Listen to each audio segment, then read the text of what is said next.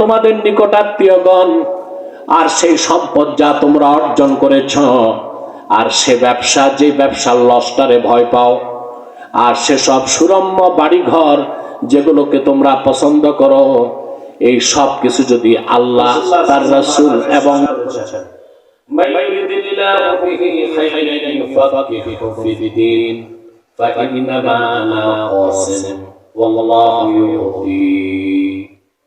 আল্লাহ তার বান্দার কল্যাণ চান, তাকে আল্লাহ দ্বীনের সমঝদার বানায় দেন। ইউফাকিহু ফিদ্দীন আই ইয়াজআলহু ফাকিহান ফিদ্দীন। আল্লাহ তার বান্দার কল্যাণ চান, তাকে আল্লাহ দ্বীন শিখায়, দ্বীনের সমঝদার বানায় দেন। রাসূলুল্লাহ বলেছেন, আমি হচ্ছি বন্টনকারী আর আল্লাহ হচ্ছেন দাতা। সুবহানাল্লাহ। আল্লাহ তাআলা এই যে পছন্দ করে আপনাদের এনেছেন, খুশি আছেন? সম্মান পেয়েছেন, আপনারা দেখেছেন, এতে এসেছেন, মাটিতে পা রেখেছেন, আর যদি আপনারা ফেরেশতার পাখার উপর পা রেখে হেঁটে এসেছেন, বিশ্বাস হয় না? আল্লাহ রাব্বুল শান বলেছেন, ওয়া ইন্নাল মালাইকাতা তাদাউ আজনিহাতাহা লিতালিবিল ইলম। আমার উম্মতের নবী যখন দিন শিখতে বের হয়, আল্লাহর রহমতের ফেরেশতারা আমার শিশু উম্মতের পদতলে রহমতের তারা বিছায় দেয়। তা তো আমরা খুশি আছি। বেজার শয়তান বেজারিতে শয়তানের মনে একটা চেষ্টা করবে আপনাদেরকে মুনাজাতের আগে কোনো জায়গায় কিনা, তো মুনাজাত করলেই গুনাহ মাফ। এই শিশু শয়তানকে দিব আমরা নিয়োগ করছি কিছুক্ষণ পরে আজকে মুনাজাত করে গুনাহ মাফ করে নিষ্পাপ বেহেশতি আল্লাহ ওয়ালাদের বাড়িতে যেতে চাই। গালা গালা হাত আল্লাহ পাকে রাখা।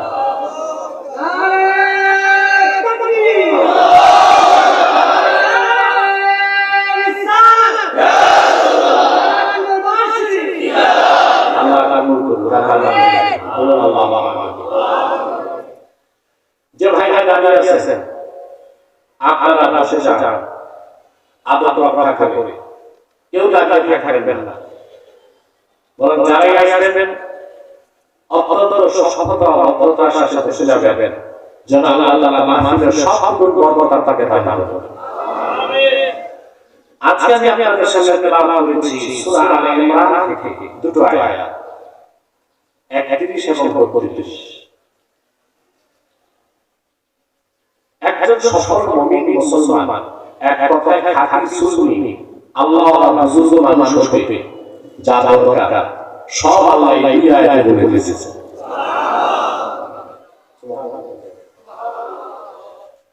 আমাদের দেশে একটা ঝগড়া আছে সুন্নি আর ওয়াহাবি, আজকে কিন্তু অতি দুঃখজনক বিষয়, আমরা না খাঁটি সুন্নি চিনি না ওয়াহাবি চিনি, না সুন্নত চিনি না বেদাত চিনি, এক বিরাট হলো ধাঁধায় পড়ে আছি আমরা।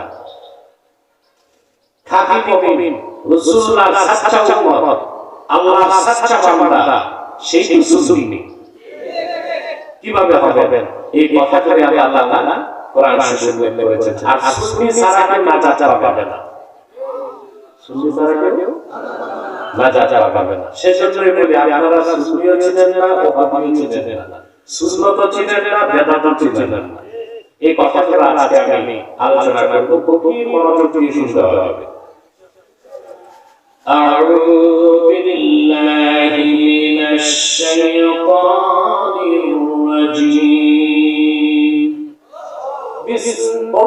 বিসমিল্লাহির রাহমানির রাহিম।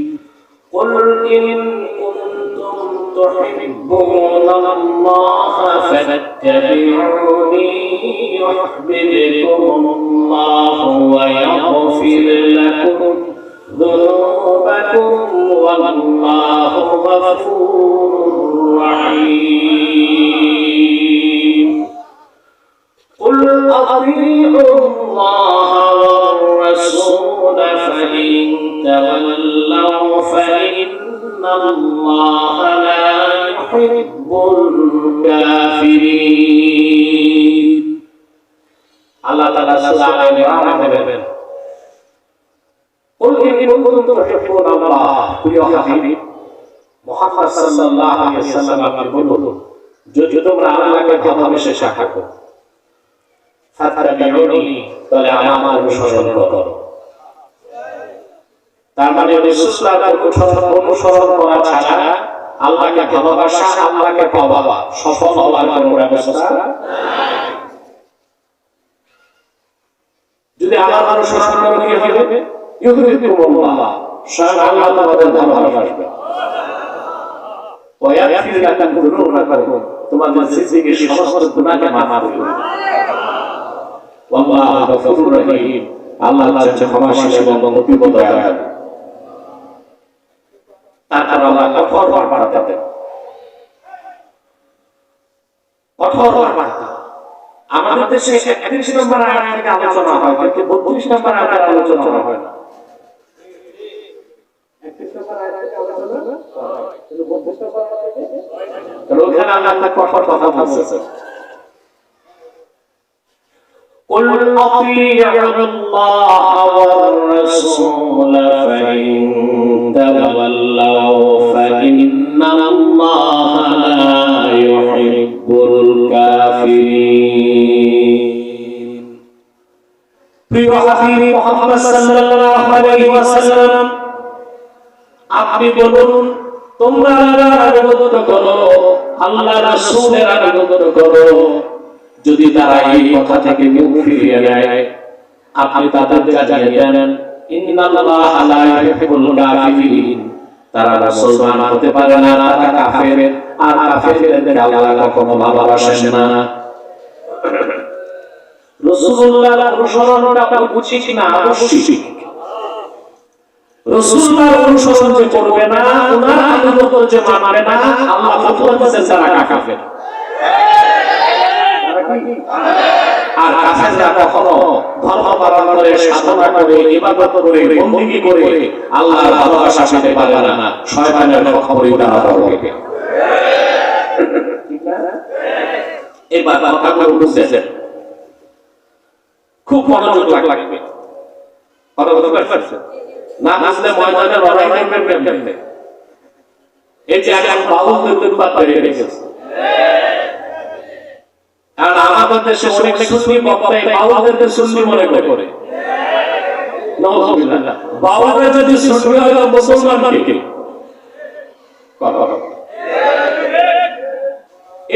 এদিকে বলছি না সুন্নি চিনে না ওয়াহাবি চিনে না সুন্নত চিনে না বেদাত চিনে একজন তো বলতেছে এটা ওয়াহাবি আর ওটা বলতেছে এটা বেদাতি কি বিশাল দ্বন্দ্ব সৃষ্টি হয়ে গেছে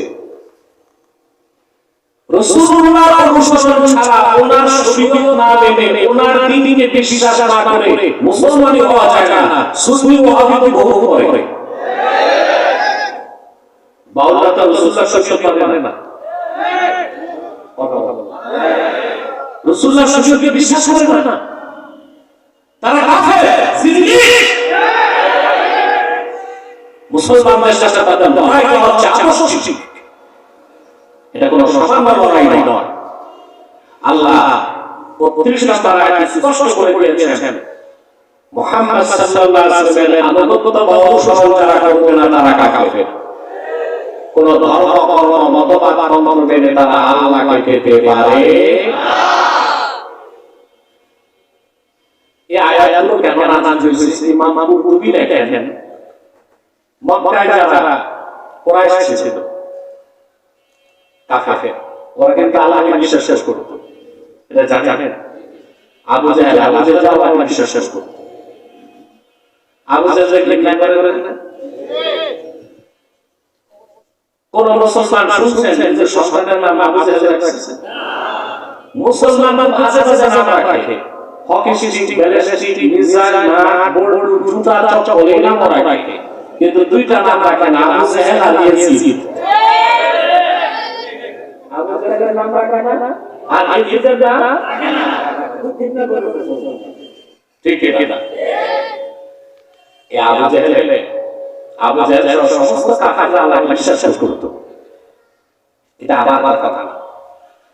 কোরআনে কারিমে আল্লাহ রাব্বুল আলামিন বলেন, ওয়ালা ইন সাআলতাহুম মান খালাকাস সামাওয়াতি ওয়াল আরদা ওয়া সাখারাশ শামসা ওয়াল কমারা লা ইয়াকুলুন্না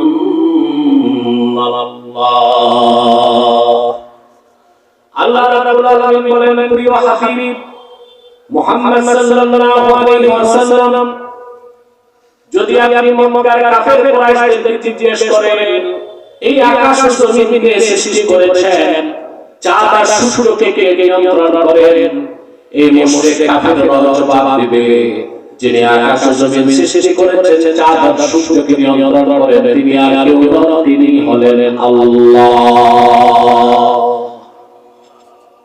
ওরা এটা বিশ্বাস করত, আল্লাহকে বিশ্বাস করত। সমস্যা হয়েছিল ওদেরকে জিজ্ঞেস করা, ওরা বলছে আমরা আল্লাহকে বিশ্বাস করি, মূর্তি পূজা যে করি তা আল্লাহকে পাওয়ার জন্য। ওরা এই যে মূর্তি পূজা করত উদ্দেশ্য ভালো ছিল, পদ্ধতি খারাপ ছিল। উদ্দেশ্য ছিল আল্লাহকে পাওয়া, কাকে পাওয়া? কিন্তু পদ্ধতি ছিল খারাপ। এই কথাটা কোরআনে আল্লাহ বলেছেন, ওরা বলেছে মা না'বুদুহুম ইল্লা লিয়ুকাররিবুনা ইলাল্লাহি যুলফা। আমরা তো আল্লাহকে বিশ্বাস করি, তো 360টা টার্টিফিকেটে ইবাদত করি যেন এরা আমাদেরকে আল্লাহর কাছে পৌঁছায় দেয়। তা আমি কি কথাটা বুঝাতে পারলাম? মক্কার কুরাইশ কাফেররা আল্লাহকে চাইতো, আল্লাহর ভালোবাসা চাইতো, আল্লাহর ভালোবাসা চাইতে গিয়ে মূর্তি পূজা করত। উদ্দেশ্য ছিল খুবই মহৎ, পদ্ধতি ছিল খুবই খারাপ। ঠিক আছে, ঠিক মতো বললেন না? উদ্দেশ্য ছিল খুবই মহৎ, পদ্ধতি ছিল খুবই। প্রিয় বন্ধুগণ, আরে ভাই মানুষ আসতেছে পড়তেছে এটাও দেখার কিছু আছে। সার্কাস দেখতে দেখতে তোমাদের অভ্যাস খারাপ হয়ে গেছে। আমার দিকে তাকায় থাকে, আবার যারা আসছে তারা বসে না, দাঁড়ায় থাকে। এদের ঘোড়া রোগ আছে, ঘোড়া বসতে পারে না, দাঁড়ায় ঘুমায়। এদের ঘোড়া রোগ আছে, এজন্য বসবে না, ওয়াশ শুনবে না, দাঁড়ায় দাঁড়ায়। পিছনে যতটুকু খালি আছে এটা ধরলে তো মাহফিলটা সুন্দর লাগে, ঠিক না? প্রিয় বন্ধুগণ, তাহলে মক্কার কাফের কুরাইশরা আল্লাহর ভালোবাসা চাইতো, আল্লাহকে পাইতে চাইতো। উদ্দেশ্য ছিল ভালো, পদ্ধতি ছিল। ইহুদিরা বলতো ইহুদিরা মনে করত উযাইর হচ্ছে আল্লাহর বেটা, তারা উযাইরের ইবাদত করে যেন আল্লাহকে পায়। খ্রিস্টানরা বলতো ঈসা হচ্ছে আল্লাহর বেটা, তারা ঈসার ইবাদত করে আল্লাহকে পাওয়ার জন্য। বেলা আশা আল্লাহর কোনো পুত্র নাই, কোনো পিতা নাই, তিনি একক, তিনি নিরাকার। উযাইর এবং ঈসা ছিল আল্লাহর নবীর গোলাম, ঠিক না? কিন্তু তারা ঈসা নবীর ইবাদত করতো আল্লাহকে পাইতে, উযাইরের ইবাদত করতো আল্লাহকে পাইতে। উদ্দেশ্য ছিল ভালো, পদ্ধতি ছিল। তখন আল্লাহ এই আয়াত নাযিল করলেন, قل إن كنتم تحبون الله فاتبعوني يحببكم الله ويغفر لكم ذنوبكم والله غفور رحيم। প্রিয় হাবিব মুহাম্মদ সাল্লাল্লাহু আলাইহি ওয়াসাল্লাম, আপনি মানব জাতিকে বলেন যদি তোমরা আল্লাহকে ভালোবেসে থাকো অন্য কোন পদ্ধতি, কোন তন্ত্র, কোন মতবাদ দিয়া হবে না। অবশ্যই আমার অনুসরণ করতে হবে।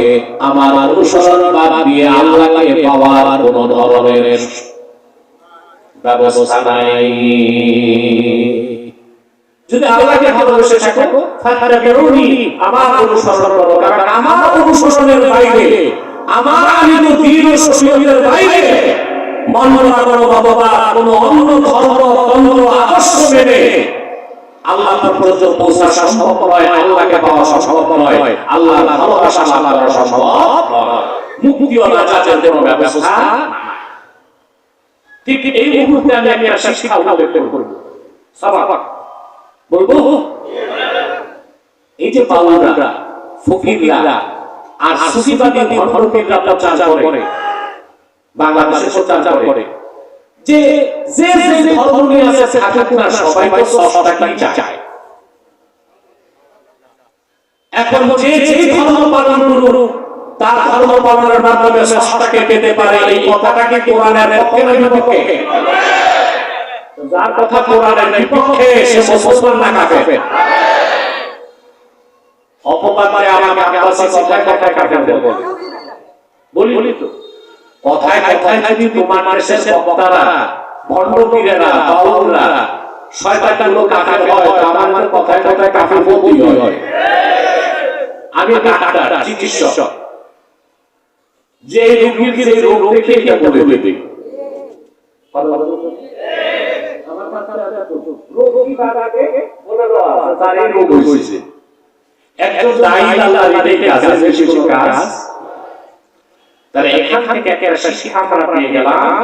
আল্লাহ হাবিব মুহাম্মদ সাল্লাল্লাহু আলাইহি ওয়াসাল্লামের সুন্নাহ, ওনার শরীয়ত, ওনার দ্বীনকে বাদ দিয়া অন্য কোন ধর্ম, মতাদর্শ, মতবাদ গ্রহণ বা লালনের মাধ্যমে আল্লাহকে পাওয়া যাবে না। স্পষ্ট?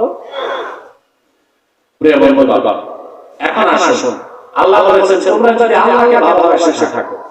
আমরা আল্লাহর ভালোবাসা চাই সবাই, নামাজ পড়ি, রোজা রাখি, না খেয়ে ওয়াজে বসে আছি, উদ্দেশ্য একটাই, আল্লাহর ভালোবাসা পাওয়া। মনে রাখবেন মুসলমান যতক্ষণ পর্যন্ত ঈমান আনার পরে আল্লাহ তাআলা রাসূল মুহাম্মদ সাল্লাল্লাহু আলাইহি ওয়াসাল্লামের ভালোবাসা জীবনে যে বেশি না হবে, ততক্ষণ পর্যন্ত আপনি নির্ভেজাল খাঁটি মুমিন আশিক মুসলমান হতে পারেন না।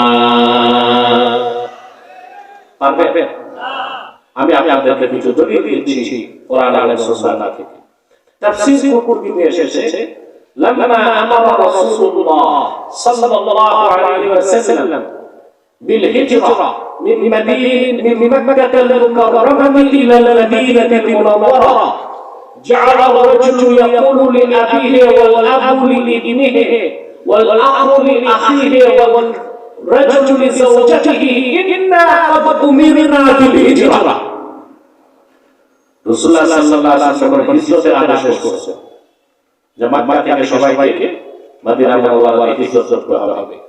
সাহাবায়ে কেরামের সামনে মহা পরীক্ষা চলে আসলো, কারণ মক্কায় তো যিনি মুসলমান তিনি আর একই ঘরে বসবাস করতেন, বাবা মুসলমান ছেলে কাফের, ভাই মুমিন ভাই কাফের, স্বামী মুসলমান স্ত্রী কাফের, কথা বুঝছেন? একসাথে বসবাস করতেন। কিন্তু যখন হিজরতের আদেশ আসলো তখন আসলে মহা পরীক্ষা, কারণ একটা রক্তের সম্পর্ক ছিন্ন করতে হবে, বাড়িঘর ছাড়তে হবে, সহায় সম্পর্ক বাদ দিতে হবে। পরীক্ষাটা কঠিন ছিল না? জালিলুল কদর সাহাবী যারা রাসূলুল্লাহ সাল্লাল্লাহু আলাইহি ওয়াসাল্লাম, তারা সব হিজরত করে চলে গেল মদিনা মুনাওয়ারায়। কিন্তু বাকি সাহাবীরা চেষ্টা করতে লাগছে যে এতদিনের সম্পর্ক কিভাবে সৃষ্টি করি। বাবা মুমিন ছেলে কাফের, ছেলে মুমিন বাবা কাফের, ভাই মুমিন ভাই কাফের, বোন মুসলিম ভাই কাফের, স্বামী মুমিন স্ত্রী কাফের। এতদিন একসাথে বসবাস করেছে, এখন সব ছাড়তে হবে, ঠিক না? সাহাবারা চিন্তা করতেছেন, আল্লাহ তাআলা সঙ্গে সঙ্গে ধমক দিয়ে কোরআনের আয়াত নাযিল করে দিবেন। আল্লাহ রাব্বুল আলামিন বলেন, ইয়া আইয়ুহাল্লাযীনা আমানু লা তাত্তাখিযু আবাআকুম ওয়া ইখওয়ানাকুম আওলিয়া ইন ইসতাহাব্বুল কুফরা আলাল ঈমান ওয়া মান ইয়াতাওয়াল্লাহুম منكم فأولئك هم الظالمون আল্লাহ রাব্বুল আলামিন কোরআনের আয়াত নাযিল করে বলেছিলেন, হে বিশ্বাসীগণ মুমিনগণ, তোমরা তোমাদের পিতাদেরকে, তোমাদের ভাইদেরকে বন্ধু বানায় না, আপন করো না, যদি তারা ঈমান না আনে। ঈমানের উপর যদি কুফরকে তারা প্রাধান্য দেয়, তোমাদের বাবা যারা তাদের সাথে, ভাই যারা তাদের সাথে তোমাদের কোনো সম্পর্ক থাকতে পারে না। কঠিন কথা। আমাদের ব্যক্তি জীবনে যে রিলেশন হবে মানুষের সাথে, এটা মূল ভিত্তি এটা। আমরা রাষ্ট্রের রিলেশন করব, যার ঈমান আছে, ভালোবাসা রাখব তার সাথে যার ঈমান আছে। যার ঈমান নাই তার সাথে মুসলমানের কোনো সম্পর্ক থাকতে পারে না। সাধারণ মানুষ কি বলবো, আমাদের দেশের মৌলবীরাও ভোটের সাথে ভুলে গেছিল এই কথা। সমানে জায়গা বক্তার মৌলবীরা পূজা মণ্ডপ হারা দিয়েছে।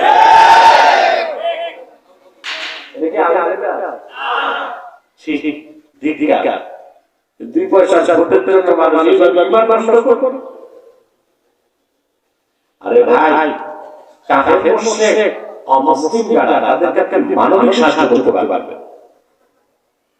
অর্থাৎ তার বাড়িতে আগুন লাগছে, হিন্দুর বাড়িতে আপনি জিভাই দিবেন, ঠিক আছে? খেতে পায় না, খাওয়া পাবেন, অসুস্থ নাই, অসুস্থ দিবেন, কিন্তু কোন হিন্দু খ্রিস্টান বা অমুসলিমের ধর্মীয় কাজে সহযোগিতা দূরে থাক, সমর্থন থাকলে আপনি বেঈমান হয়ে যাবেন। এই যে যারা রাজা যে পাহাড় আছে সমর্থন করছে না, করো ভালো করে পূজা করো। লাড্ডু খাইছে, চমচম খাইছে, কিছু নেতা দেখে কি অন্তর করছে। ঠিক আমরা এত নিচে নামতে পারি। অথচ আল্লাহ বলেছেন, মুসলমানেরা তোমরা তোমাদের পিতা আর তোমাদের ভাই যারা, তাদেরকে আপন করো না, যদি তারা ঈমানের উপর কুফরকে প্রাধান্য দেয়। অর্থাৎ টোটালটা কন্ট্রোল করবে ধর্ম মন্ত্রণালয়। সুন্দর নিয়ম না? এগুলো চিন্তা করতে হবে, তো চিন্তা করে না সিদ্ধান্ত দিতে হবে। শুধু ভোটের স্বার্থে রাজনীতির নামে ঈমান নষ্ট করে সাধারণ জনগণকে শিরক কুফরের দিকে ঠেলে দেওয়া, এটা তো বেদাতের চেয়ে জঘন্য কাজ। সেজন্য বলছি, আমরা অধিকাংশ মানুষ সুন্নত কি তাও বুঝি না, বেদাত কি তাও বুঝি না, সুন্নি কি তাও বুঝি না, ওহাবি কি তাও বুঝি না।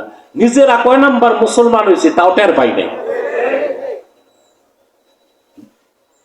কথা শুনতেছেন?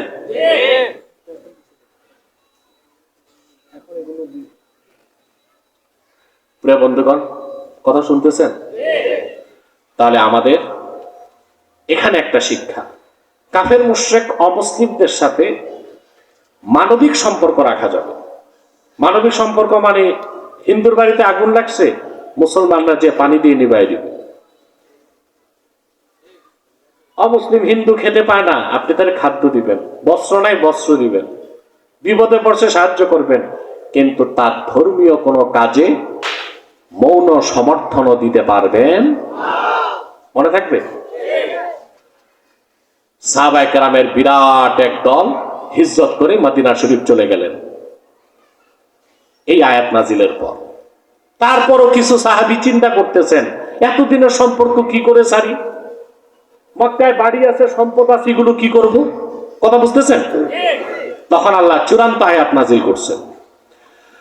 আল্লাহ রাব্বুল আলামিন ডেকে বললেন, কুল ইন কানা আবাউকুম ওয়া আবনাউকুম ওয়া ইখওয়ানুকুম ওয়া আজওয়াজুকুম ওয়া আশীরাতুকুম ওয়া আমওয়ালুন ইকতারাফতুমুহা ওয়া তিজারাতুন তাখশাউনা কাসাদাহা ومساكن ترضونها أحب إليكم من الله ورسوله وجهاد في سبيله فتربصوا حتى يأتي الله بأمره والله لا يهدي القوم الفاسقين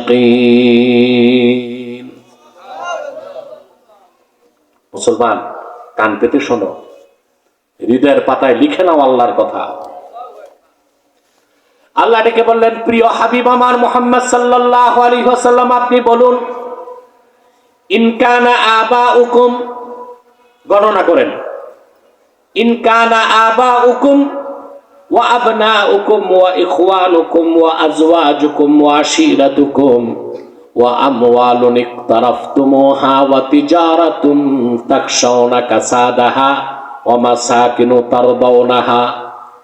মুসলমানেরা শোনো, যদি তোমাদের পিতাগণ, তোমাদের সন্তানগণ, তোমাদের ভাইগণ, তোমাদের স্ত্রীগণ, তোমাদের নিকটাত্মীয়গণ, আর সেই সম্পদ যা তোমরা অর্জন করেছ, আর সে ব্যবসা, যে ব্যবসার লসটারে ভয় পাও, আর সেসব সুরম্য বাড়িঘর যেগুলোকে তোমরা পছন্দ করো, এই সব কিছু যদি আল্লাহ, তার রাসূল এবং জিহাদ ফি সাবিলিল্লাহর চেয়ে প্রিয় হয়, ফাতারাব্বাসু, আল্লাহর আযাবের জন্য অপেক্ষা করো, হাত্তা ইয়াতি আল্লাহু বিআমরি, আল্লাহ তার পক্ষ থেকে তোমাদের বিরুদ্ধে সিদ্ধান্ত আনার আগ পর্যন্ত, ফাতারাব্বাসু আই ইনতাজিরু, অপেক্ষা করো, যতক্ষণ পর্যন্ত আল্লাহ তার রাসূলের ভালোবাসা এই সব কিছুর চেয়ে বেশি না হবে, ততক্ষণ পর্যন্ত আল্লাহ তোমাদেরকে মুসলিম মুমিন বলে স্বীকৃতি দিবেন না।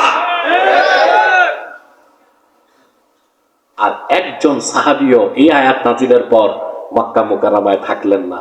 সব বাড়িঘর ছেড়ে, সন্তান বাপকে ছেড়ে, বাপ সন্তানকে ছেড়ে, স্বামী স্ত্রীকে ছেড়ে, স্ত্রী স্বামীকে ছেড়ে, বাড়িঘর ব্যবসা সব ছেড়ে আল্লাহ তার রাসূলের ভালোবাসায় হিজরত করে ফেললেন।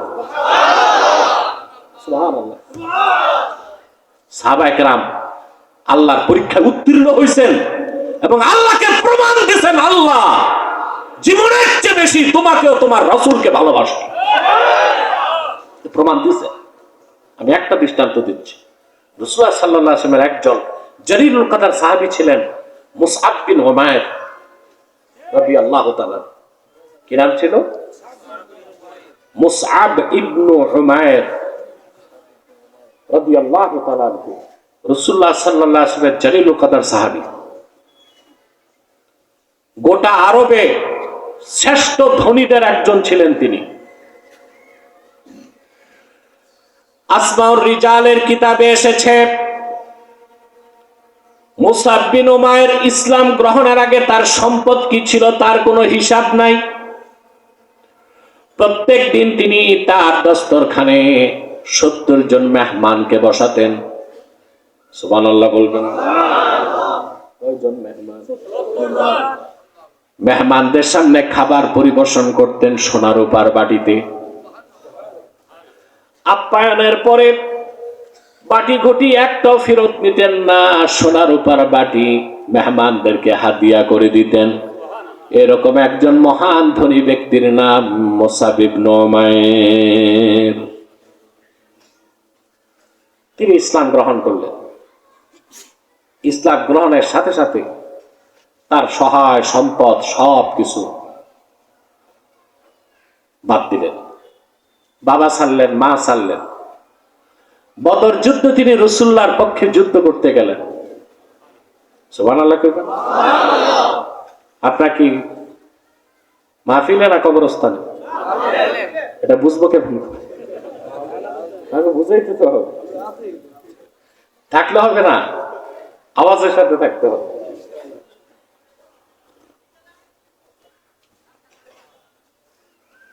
আপনারা দেখেছেন আমি হেলিকপ্টার থেকে নেমেই চলে আসছি মাঠে, ঠিক না? আমার জন্য মানুষ অনেক খাবার দাবার আয়োজন করে, না খেলে কষ্ট পায় মানুষ, বুঝলেন? অনেক আয়োজন করে, কিন্তু আমি খেতে পারি না। আপনাদের ইসে এসেছিলাম ওই বিবাড়িয়া সরাই, তা আমি তো খাই না। পরে আমি আমার খাদেমদেরকে জিজ্ঞেস করলাম কি কি খাওয়াইল, বলে হুজুর 36 পদ করছে। আমরা 6-7 পদ খাইছি, বাকি ধরতেও পারি নাই। 36 আইটেম, ভাবছে হুজুর খাবে। এখানে এসে আমি কোথাও খাই না, তাহলে এখানে এসে যদি খেতে বসি 1 ঘন্টা যাইতো, তো 4টার মধ্যে তো আমাকে উঠে যেতে হবে। তাহলে আপনারা ঠকতেন না? ঠকতেন কিনা? না, আমি আমার ভাইদেরকে ঠকাতে চাই না। প্রিয় বন্ধুগণ, মুসাব বিন উমাইর রাদিয়াল্লাহু তাআলা আনহু বদর যুদ্ধে রাসূলুল্লাহর পক্ষে কাফেরদের বিরুদ্ধে অস্ত্র ধরল। বদর যুদ্ধে মুসাব বিন উমাইরের আপন ভাই আমের বিন উমাইর কাফের ছিল, সে গ্রেফতার হয়ে গেছে। সাহাবায়ে কেরাম হাত পা যখন বেঁধে দিয়েছেন, চতুর আমের বিন উমাইর সাহাবায়ে কেরামকে বললেন, আমি হচ্ছি রাসূলুল্লাহর বিশিষ্ট সাহাবী মুসাব বিন উমাইরের আপন ভাই। পরিচয় দিয়েছে একটু সুবিধা লাভ করতে। খাতির করে সাহাবায়ে কেরাম, সাহাবীর ভাই তো, হাত পায়ের বাঁধন ঢিলা করে দিয়েছে। সকালবেলা মুসাব বিন উমাইর যখন এই কথা শুনলেন, সাহাবায়ে কেরামকে বললেন, সাহাবীরা শুনে রাখো, যেই কুলাঙ্গার বদর যুদ্ধে আল্লাহর হাবিবের বিপক্ষে অস্ত্র ধারণ করতে পারে, ওই রকম কুলাঙ্গার আমি মুসাব বিন উমাইরের ভাই হতে পারে না। বাঁধো, শক্ত করে তার হাত পা বেঁধে দাও। আমার সাথে তার কোনো সম্পর্ক নাই, কারণ সে কাফের। বদর যুদ্ধে সে রাসূলুল্লাহর বিপক্ষে অস্ত্র হাতে নিয়েছে, তার সাথে আমার সম্পর্ক না। হাত পা বাঁধো শক্ত করে। আর তার মায়ের প্রচুর সম্পদ, মনে মনে নিজেরও মা, পরিচয় দেয় না, কারণ কাফের। তার মা থেকে উচ্চ মুক্তিপণ নিয়ে তাকে আজাদ করে। উহুদ যুদ্ধের সময় মুসাব বিন উমাইর রাদিয়াল্লাহু তাআলা আনহু আল্লাহ রাসূলের সামনে দাঁড়ায় যুদ্ধ করছেন, যেন কাফেরদের কোনো অস্ত্রের আঘাত রাসূলুল্লাহর দিকে না আসে। উহুদের ময়দানে আল্লাহর হাবিবের একদম সামনে ঢালের মতো দাঁড়ায় ছিলেন হযরতে আবু উবাইদা ইবনুল জাররাহ। রাসূলুল্লাহ সাল্লাল্লাহু আলাইহি সাল্লামের দিকে যতগুলো তীর এসেছে, বল্লম এসেছে, সবগুলো আবু উবাইদা ইবনুল জাররাহ তার বুকের মধ্যে নিয়েছে। রাসূলুল্লাহ ডানে বামে তাকালে বলতেন, আপনার কদমে আমার বাবা মা কোরবান হোক। ডানে বামে তাকাবেন না, কাফেরদের একটা অস্ত্রের আঘাত আপনার দিকে যেতে দিব না, আমি শরীর পেতে নিব। রেজাল শাস্ত্রবিদগণ লেখেন, উহুদ যুদ্ধের পরে রাসূলুল্লাহ 70 জন সাহাবী শাহাদাত বরণ করছেন, কিন্তু আবু উবাইদা শহীদ হন নাই। তার শরীরে 90টার বেশি আঘাতের চিহ্ন ছিল। তারপর আল্লাহ রাসূল সাল্লাল্লাহু আলাইহি সাল্লামকে উহুদ ময়দানে রক্ত দিতে হয়েছে। ওনার দান মোবারক শহীদ হয়েছিল, আপনারা জানেন, ঠিক কিনা বলেন? আবু উবাইদা ইবনুল জাররাহের সাথে আরেকটা লোক কাফেরদের সাথে মৃত্যু পর্যন্ত লড়াই করেছেন, তার নাম মুসাব বিন উমাইর। মক্কার আরবের সবচেয়ে ধনী মানুষটা আল্লাহ তার রাসূলের ভালোবাসায় বাড়িঘর ছাড়লেন, বাবা মা আত্মীয় স্বজন ছাড়লেন, উহুদ ময়দানে সে জীবনটাও দিয়ে দিলেন। 70 জন সাহাবীর লাশ সারিবদ্ধ করে রাখা। মুসাব বিন উমাইরের লাশের কাছে আল্লাহর হাবিব এসে দাঁড়ালেন। মুসাব বিন উমাইরের তামাম দেহের মধ্যে রক্ত লেগে আছে। আল্লাহর হাবিব সাহাবায়ে কেরামকে বললেন, এ হচ্ছে আমার সাহাবী মুসাব বিন উমাইর। ওয়ালাকাদ রাআইতুহু ওয়া আলাইহি বুরদান লা তুরাফু কিমাতুহুমা। ধনী অবস্থায় তার শরীরে এমন 2টা চাদর আমি দেখেছি যার মূল্য কত কারো জানা ছিল না। ওয়া ইন্না শিরাকা আলাইহি মিন যাহাবিন। আমি আরো দেখেছি আমার মুসাব যে জুতা পায়ে দিয়ে হাঁটতো, সেই জুতার ফিতা ছিল খাঁটি সোনার তৈরি।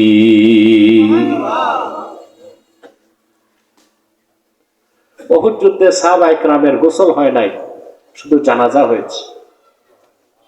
কাফনও লাগে নাই, নিজের কাপড়ই আল্লাহর কাছে গেছে। মুসাব বিন উমাইরের কাপড়টা, এত ধনী মানুষ, তার শরীরের কাপড় দিয়া যখন কাফন দিতে গেছে, সাহাবায়ে কেরাম দেখে পা ঢাকলে মাথা খোলা থাকে, মাথা ঢাকলে পা খোলা থাকে। সব উজাড় করছেন আল্লাহ তার রাসূলের ভালোবাসায়। আল্লাহর হাবিব সাহাবায়ে কেরামকে বললেন, মাথাটা ঢেকে দাও কাপড় দিয়ে, পাটা ঢেকে দাও ইটখির ঘাস দিয়ে। আমি একটা প্রমাণ দিলাম, সাহাবায়ে কেরাম আল্লাহ তার রাসূল নূর নবীজি আমার মুহাম্মদ সাল্লাল্লাহু আলাইহি সাল্লামকে জীবনের চাইতে বেশি ভালোবাসতে পেরেছিলেন, ঠিক কিনা বলেন? সেজন্যই ভাইরা বলি, যতক্ষণ পর্যন্ত আমরা আল্লাহ তার হাবিব মুহাম্মদ সাল্লাল্লাহু আলাইহি ওয়াসাল্লামকে জীবনের চেয়ে বেশি ভালো না বাসবো, ততক্ষণ পর্যন্ত মুখে আশেকে রাসূল দাবি করতে পারবো, প্রকৃত অর্থে এক আশেকে রাসূল খাঁটি মুসলমান সুন্নি হতে পারবো না। আল্লাহ তার রাসূলের ভালোবাসা জীবনের চেয়ে যতক্ষণ বেশি না হবে, ততক্ষণ পর্যন্ত দ্বীনের উপর থাকা সম্ভব নয়, ঈমান রক্ষা করা সম্ভব নয়, রাসূলুল্লাহর অনুসরণ করা সম্ভব নয়। তাহলে আমরা কি শিখলাম? জীবনের চেয়ে বেশি আল্লাহ তার হাবিব মুহাম্মদ সাল্লাল্লাহু আলাইহি ওয়াসাল্লামকে ভালোবাসবো এবং জীবনের সকল ক্ষেত্রে আমরা আল্লাহর হাবিব মুহাম্মদ সাল্লাল্লাহু আলাইহি ওয়াসাল্লামের উম্মত হিসেবে ওনার অনুসরণ করব, যেটা আল্লাহ বলেছেন ফাত্তাবিউনি ইউহিব্বুকুমুল্লাহ। মুহাম্মদ সাল্লাল্লাহু আলাইহি ওয়াসাল্লাম আপনি বলুন তোমরা আমার অনুসরণ করো, আল্লাহ তোমাদেরকে ভালোবাসবেন। ওয়া ইয়াগফির লাকুম যুনুবাকুম, তোমাদের জিন্দেগীর গুনাহগুলো মাফ করে দিবেন। বলেন সুবহানাল্লাহ। খুব মনোযোগ। রাসূলুল্লাহর অনুসরণের বাইরে কোনো ইসলাম নাই, শরীয়ত নাই, তরিকত নাই, হাকিকত নাই, মারেফত নাই, আছে শুধু মাইরের পথ। রাসূলুল্লাহর ইত্তেবা বা অনুসরণটাই তো ইসলাম, এর বাইরে ইসলাম আছে? এখন বাংলাদেশে বিগত সরকারের সময় ছিল এক জাতীয় বুদ্ধিজীবী, এখন বের হয়েছে আরেক জাতীয় বুদ্ধিজীবী। আগে ছিল শাহরিয়ার কবিরের মতো নাস্তিকরা, এখন হচ্ছে ফরহাদ মজহারের মতো আস্তিকরা। কিন্তু উভয় জাত ইসলামের শত্রু, অমুসলিম। ফরহাদ মজহার এত লম্বা দাড়ি, এগুলো চাষতে বেলেটে হবে না, কোদাল লাগবে। সে নিজের দাবি করে মুসলমান, কিন্তু খোঁজ নিয়ে দেখেন সে রাসূলুল্লাহর দ্বীনই মানে না, সে লালনের ধর্ম মানে। আর প্রচার করে আমরা সুফিবাদী ইসলাম মানি। ইসলামের কোনো ভার্সন নাই, কোনো প্যাটার্ন নাই। সুফিবাদী ইসলাম নামে কোনো ইসলাম নাই। ইসলাম তো একটাই, আল্লাহর হাবিব ১৫০০ বছর আগে যেটা রেখে গেছেন সেটাই ইসলাম। সেই ইসলামের বাইরে ইসলামের কোনো ভার্সন নাই, কোনো প্যাটার্ন নাই। আছে? এই বিশ্বাস জানতে ওদের মুসলমান? ইসলাম একটা, রাসূলুল্লাহ যেটা রেখে গেছেন সেটাই ইসলাম। ওর বাইরে ইসলামের কোনো ভার্সন নাই, কোনো প্যাটার্ন নাই। ইসলাম একটাই, রাসূলুল্লাহ সাল্লাল্লাহু আলাইহি ওয়াসাল্লাম আল্লাহর পক্ষ থেকে যেটা এনেছেন পূর্ণাঙ্গ জীবন বিধান, যে দ্বীনের নাম হচ্ছে ইসলাম, সেই ইসলাম একটাই, সেটার কোনো ভার্সন নাই, সেটার কোনো প্যাটার্ন নাই। ঠিক কিনা বলে? ইসলাম ভাগ হয় না, মুসলমান ভাগ হইতে পারে।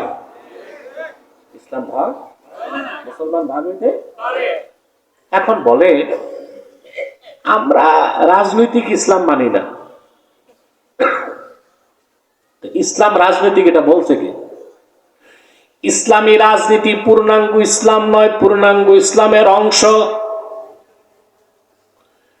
জিহাদের কথা বললে বলে আমরা রেডিক্যাল ইসলাম মানি না। জিহাদ পূর্ণাঙ্গ ইসলাম নয়, পূর্ণাঙ্গ ইসলামের অংশ। তরিকত, তাসাউফ, ইলমে মারেফত বিশ্বাস করতেই হবে, এটা পূর্ণাঙ্গ ইসলাম নয়, পূর্ণাঙ্গ ইসলামের অংশ। আমরা তরিকত, তাসাউফ বিশ্বাস করি, সুফিবাদ, সুফিবাদ মানে সুফিদের মতবাদ। তো ইসলাম তো পূর্ণাঙ্গ জীবন বিধান, সেখানে কোনো ব্যক্তি বা গোষ্ঠীর মতবাদ আসতে পারে? সুফি হওয়া ভালো, সুফিবাদী হওয়া যাবে না। আমি বুঝাইতে পারছি? পূর্বের বুজুর্গ সবাই সুফি নাম রাখতেন। শাহ সুফি কারামত আলী জনপুরি রাহমাতুল্লাহ, শাহ সুফি নূর মোহাম্মদ নিজামপুরি রাহিমাহুল্লাহ। তারা সুফি নাম রাখতেন। কি রাখতেন? সুফি হওয়া ভালো, সুফিবাদী হওয়া যাবে না। সুফিবাদী হইলে আর মুসলমান থাকা যায় না।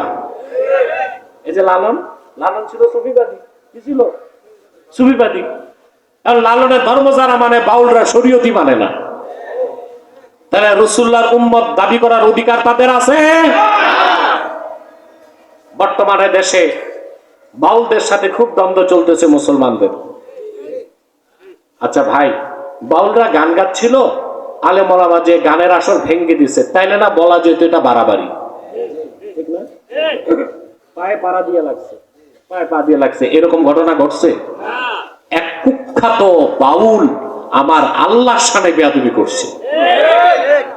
এই কারণেই আলেমরা তার ফাঁসি চায়। শুধু গ্রেফতার করা হয়েছে, তাতেই বাউলরা মাঠে নেমেছে। আল্লাহ দ্রোহী কোন বাউলের পক্ষে যেই যাবে, হোক বুদ্ধিজীবী, রাজনৈতিক নেতা, তাদেরকে বাংলাদেশের মানুষ লাল কার্ড দেখাতে বাধ্য আছে।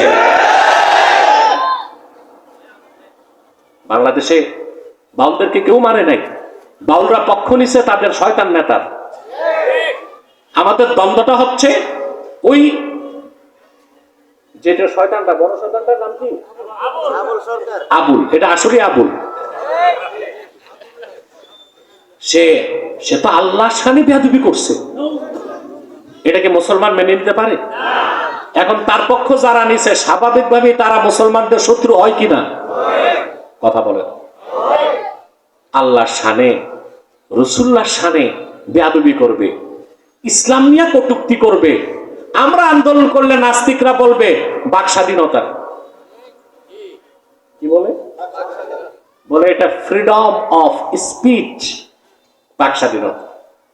আবার নাস্তিকরা আরেকটা কথা বলে, freedom of expression, freedom of expression, অর্থাৎ মত প্রকাশের স্বাধীনতা। আচ্ছা ভাই বলেন তো, মানুষ কয় পোটলা গাঞ্জা খেলে এটা বলতে পারে বাক স্বাধীনতা? বাক স্বাধীনতা তো নিয়ন্ত্রণ থাকতে হবে। কথা বলে না। এখন যা খুশি তা যদি বলা যায়, আপনি যদি শ্বশুরে বলেন দুলাভাই কেমন আছেন, শ্বশুর যদি কয় হারামজাদা তুই আমার দুলাভাই বললি কেন, আপনি বলবেন শ্বশুর this is my freedom of speech, এটা আমার বাক স্বাধীনতা। আমরা দুলাভাই কিছু সমস্যা কি, এটা চলবে? কথা বলেন। আচ্ছা ভাই, যা মন চায় তা কি করা যায়? এটারে নাস্তিকরা নাম দিয়েছে মত প্রকাশের স্বাধীনতা। আরে যা মন চায় তা তো করা যায় না। বাউলদের পক্ষ নিছে এবার এনসিপি। এই যে এনসিপি, ন্যাশনাল চিলড্রেন পার্টি, এই নামটা আমি দিছি 8 মাস আগে। এখন 2 দিন আগে নাম বদলাইছি তাদের। এখন আর ন্যাশনাল চিলড্রেন পার্টি বলি না, বলি ন্যাশনাল চেঞ্জ পার্টি। বদলাই গেছে। এটা আরেকটা নাম দিয়েছে পিশাচ, ন্যাশনাল ক্রিমিনাল পার্টি। এটাও চলে। এরা পক্ষ নিছে বাউলদের, কারণ এরা হচ্ছে বহুত্ববাদে বিশ্বাসী। এই যে এনসিপি, এরা হচ্ছে বহুত্ববাদে বিশ্বাসী। এদের পয়সা আসে আমেরিকা থেকে, ইহুদি জর্জ সরস টাকা পাঠায় বহুত্ববাদকে প্রতিষ্ঠিত করার জন্য। এই জন্য তারা বাক স্বাধীনতাকে বিশ্বাস করে, মত প্রকাশের স্বাধীনতাকে বিশ্বাস করে। আমরা বলি বাক স্বাধীনতা আমরা মানি যদি তা হয় নিয়ন্ত্রিত, মত প্রকাশের স্বাধীনতাকে মানি তা যদি হয় শৃঙ্খলার মধ্যে।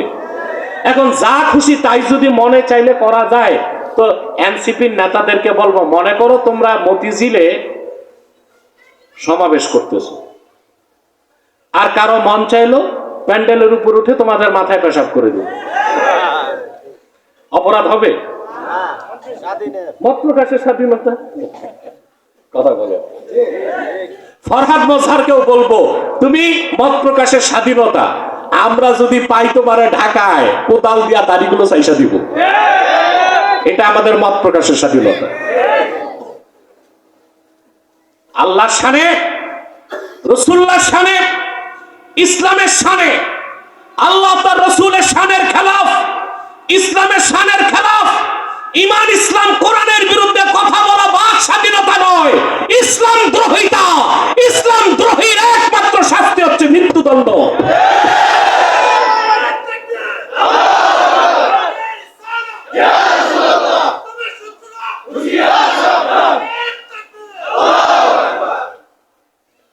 বন্ধুগণ, অতএব freedom of speech, freedom of expression, বাক স্বাধীনতা, মত প্রকাশের স্বাধীনতা হতে হবে নিয়ন্ত্রিত, সত্যের মানদণ্ডে উত্তীর্ণ, বাস্তব সম্মত এবং কল্যাণকর। এখন যা মন চায় তা করবেন। একটা পূর্ণবয়স্ক মানুষ যদি ল্যাংটা হয়ে মাঠের মাঝখানে আসে, কেউ বসতে পারবেন? সে বলবে এটা আমার মন চাইছে, তোমার কি? এই যে এখন কিছু বিশ্ববিদ্যালয়ের মেয়েরা পোশাকের স্বাধীনতা চায়। কি চায়? ওনারা বোরখা পরবে না, ভালো কথা, বোরখা পরবা না, হেজাবও লাগাবো না, তারপরে এখন প্যান্ট শার্ট পরবো, তারপর প্যান্ট ছোট হতে হতে হতে হতে হাঁটুর উপরে আসছে, গেঞ্জি ছোট হতে হতে হতে হতে পেটে আসছে, উলঙ্গ। এখন ছেলেরাও যদি আমরাও পোশাকের স্বাধীনতা চাই, লুঙ্গি খুলে যদি হাঁটে, মেয়েগুলো যাবে কই?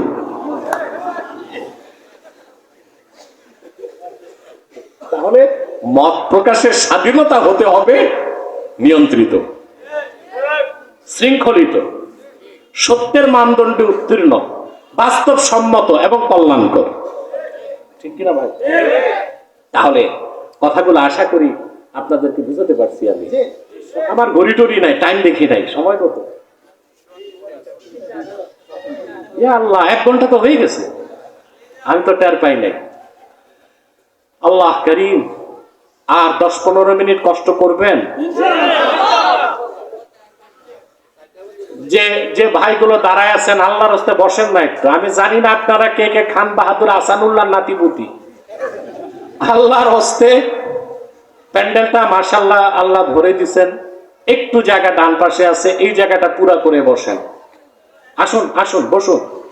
যত বসে আদব রক্ষা করবেন তত বেশি বরকত পাবেন ইনশাআল্লাহ।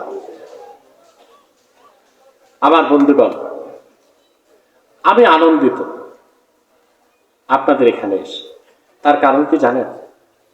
আলহামদুলিল্লাহ, যেখানে আমরা কোরআনের দাওয়াত নিয়ে যাই, রাত হোক দিন হোক, কোথাও কোথাও 50,000, 1 লাখ, 2 লাখ, 4 লাখ মানুষও হয়। আমাদের মাহফিলগুলোতে আলেম ওলামা বেশি থাকে, কিন্তু বিবাড়িয়াতে আমার একটা ধারণা ছিল এখানে বখাটে ছেলেরা বেশি আসে। দেখলাম না, এখানে শিক্ষিত, ভদ্র, সভ্যরা বেশি এসেছে। এটা মনে হয় আমাদের এই পীর সাহেবের একটা সোহবত আছে। আলহামদুলিল্লাহ, আল্লাহ কবুল করুন। হ্যাঁ, শের আলী শাহ রহমতুল্লাহ বংশধর তো আপনারা। আলহামদুলিল্লাহ, মাশাআল্লাহ, আল্লাহর ওলির আওলাদ। তো এখানে তো আল্লাহর পক্ষ থেকে রহমত একটু থাকবেই। কি বলেন ভাই? বখাটেরা যখন ওয়াজ শুনতে যায়, বখাটে শ্রোতা বানাইছে বখাটে বক্তারা। এরাই ছাত্রদের, এই শ্রোতাদের আদব তমিজ নষ্ট করছে। কারণ এখন তো আর ওয়াজের স্টেজ, অনেকে ওয়াজের স্টেজ রাখে না, এটা নাটকের স্টেজ বানায় ফেলছে, গান বাদ্যের আসর শুরু করে দেয়। ঠিক না? আপনারা যথেষ্ট ভদ্রতা ও সভ্যতার পরিচয় দিয়েছেন, আলহামদুলিল্লাহ। বলছিলাম, রাসূলুল্লাহর অনুসরণের বাইরে কোনো ইসলাম থাকতে পারে না। আল্লাহর হাবিব যেটা পছন্দ করেছেন, আল্লাহ সেটা দিন বানায় দিয়েছেন। রাসূলুল্লাহ যা অপছন্দ করেছেন, আল্লাহ সেটা বদদিন বানায় দিয়েছেন। তিনি যা হুকুম করছেন, আল্লাহ ফরজ করে দিয়েছেন। তিনি যা নিষেধ করছেন, আল্লাহ হারাম করে দিয়েছেন। সেজন্য আল্লাহ বলেছেন, মা আতাকুমুর রাসূলু ফাখুযুহু ওয়া মা নাহাকুম আনহু ফান্তাহু। আমার রাসূল মুহাম্মদ সাল্লাল্লাহু আলাইহি ওয়াসাল্লাম তোমাদেরকে আমার পক্ষ থেকে যা দিয়েছেন তা গ্রহণ করো, আর যা নিষেধ করেছেন তা বর্জন করো। এটাই তো শরীয়ত। সুবহানাল্লাহ, এটাই কি রাসূলুল্লাহ যেটা পছন্দ করছেন, আল্লাহ দিন বানাই দিয়েছেন। রাসূলুল্লাহ অপছন্দ করছেন, আল্লাহ বদদিন বানাই দিয়েছেন। যেমন বুখারী শরীফ কিতাবুল ঈমানের হাদিস, রাসূলুল্লাহ সাল্লাল্লাহু আলাইহি ওয়াসাল্লাম হিজরতের পর 16 কি 17 মাস বাইতুল মুকাদ্দাসের দিকে নামাজ পড়েছেন। কোন দিকে নামাজ পড়ছেন? প্রথম কিবলা। সুবহানাল্লাহ। মেরাজের রাতে রাসূলুল্লাহ সাল্লাল্লাহু আলাইহি সাল্লামের নূরের কদম বাইতুল মুকাদ্দাসে লাগছে। সুবহানাল্লাহ। সেজন্যই তো মুসলমান দেখুন 2 বছর ইসরায়েল বোমা বর্ষণ করেছে, 70,000 মানুষ জীবন দিয়েছে, কিন্তু বাইতুল মুকাদ্দাসের চাবি ফিলিস্তিনের মুসলমান ইহুদিদের হাতে দেয় না। আর আমাদের দেশে অনেক মোল্লা মৌলবী অল্প পয়সায় ইমান বিক্রি করে, অল্প পয়সায় ইমান বিক্রি করে ফেলে। আমাকে ডিজিএফআই এর এক কর্নেল বলেছে যে হুজুর, বিগত সরকারের আমলে আর বর্তমান সরকারের আমলে কিছু আলেম এত সস্তা মূল্যে বিক্রি হয়েছে যা সরকার ধারণা করে নাই। সরকার ভাবছে ওনারে কিনতে 1 কোটি লাগবে, লাগছে 1 লাখ। আমরা এত সস্তায় বিক্রি হয়ে যাই। আর আপনারা যারা ভোটার তারা তো মাশাআল্লাহ নির্বাচনের রাতে বিক্রি হয়। আমি বলি কোরবানির ঈদে একটা খাসির দাম হয় 30,000 টাকা, আর নির্বাচনের রাতে একটা ভোটারের দাম হয় 500 টাকা। যে দেশের মানুষের এই চরিত্র, ওই দেশে সংস্কার দিয়া ইউনূস কি করবে? পারছে সংস্কার করতে? 9 মাস বসছে মিটিং, ঐকমত্য কমিশন। ঐকমত্য কমিশনে একজন আল্লাহওয়ালা বুজুর্গ মানুষের জায়গা হয় না। সব মার্কিন নাগরিক, নাস্তিক, বামপন্থী, অ্যাথিস্ট, তাদেরকে দিয়া ঐকমত্য কমিশন করছে সংস্কার করতে। যারা নিজেদের চরিত্র সংস্কার করে নাই, তারা কিভাবে বাংলাদেশের সংস্কার করবে? 9 মাস বসছে। 9 মাসে ঐকমত্যে আসছে 84টা 88টা বিষয়। কটা বিষয়? আর 44টা বিষয় পয়েন্ট অফ ডিসেন্ট, এগুলোতে একমত হইতে পারে না। এই 9 মাসে মিটিং এ চা নাস্তার খরচ গেছে 54 লাখ টাকা। কত লাখ? যারা দেশ সংস্কারে এসে চা বিস্কুট খায় 54 লাখ টাকা, তারা আর কি সংস্কার করবে দেশে? তারপর দেশ ভালো হয়ে গেছে? চুরি বন্ধ হয়ে গেছে? কথা বলে। দুর্নীতি আগে যারা ছিল গোশতগুলো খেয়ে গেছে, হাড্ডি রেখে গেছে, এখন যারা আছে হাড্ডি চাটতেছে। কি বলবো দুঃখের কথা, যে বাচ্চাগুলোর নেতৃত্ব দিচ্ছে জুলাই আন্দোলনে, এদের চেহারার দিকে তাকায় দেখেন 5 তারিখের আগে মুখে গোশত নাই, আর 1 বছর এখন চর্বি গলে গলে পড়তেছে চেহারাতে। আগে খাইতো ঘুষ, আগে যারা ছিল বস্তা দিয়া, এরপর ঘুষ চলছে চেক বইতে, এখন ঘুষ যায় ক্রিপ্টো কারেন্সিতে। এটা দেখা যায় না, এটা ডিজিটে টিপে বিটকয়েনে দিয়ে দেয়, বিটকয়েনে। আমার কথা হচ্ছে কোরআন সুন্নাহ বাদ দিয়া আল্লাহওয়ালা বুজুর্গ মানুষকে দূরে রেখে দেশের কোন কল্যাণ বা সংস্কার হতে পারে না। বাইতুল মুকাদ্দাসে 1500 বছর আগে রাসূলুল্লাহ নূরের কদম লাগছিল। মুসলমান 1500 বছর পরে 70,000 মুসলমান জীবন দিয়ে দিল, চাবিটা ইহুদিদের হাতে দেয় নাই। আল্লাহু আকবার বলে। আমার দেশের আলেম ওলামা, ইসলামপন্থী, ইসলামী আন্দোলনের নেতাদের উচিত ফিলিস্তিনের মুজাহিদদের কাছ থেকে জিহাদ করার প্রেরণা লাভ করা, এটা শেখা উচিত। আমরা মৌলবীরা, বাংলাদেশে পীর সাহেবরা, আলেমরা, বক্তারা, স্কলাররা, বক্তা, প্রবক্তা, স্কলার, স্ক্রু ড্রাইভার সবই তো আছে।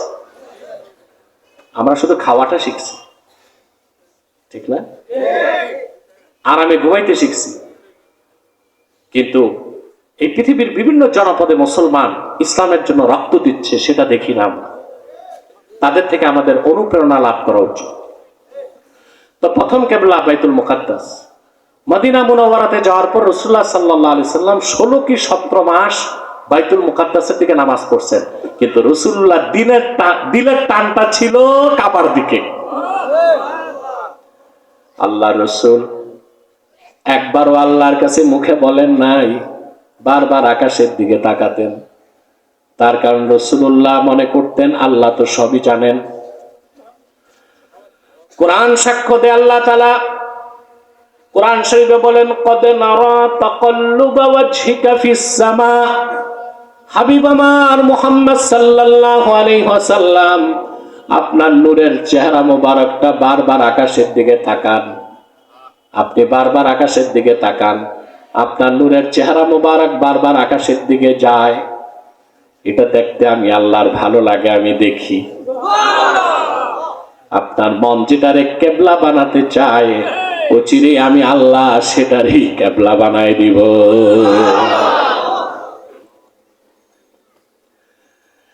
আল্লাহর হাবিব সাল্লাল্লাহু আলাইহি সাল্লাম মদিনা মুনাওয়ারাতে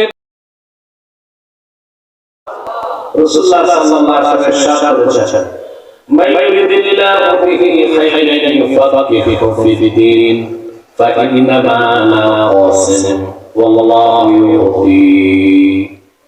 আল্লাহ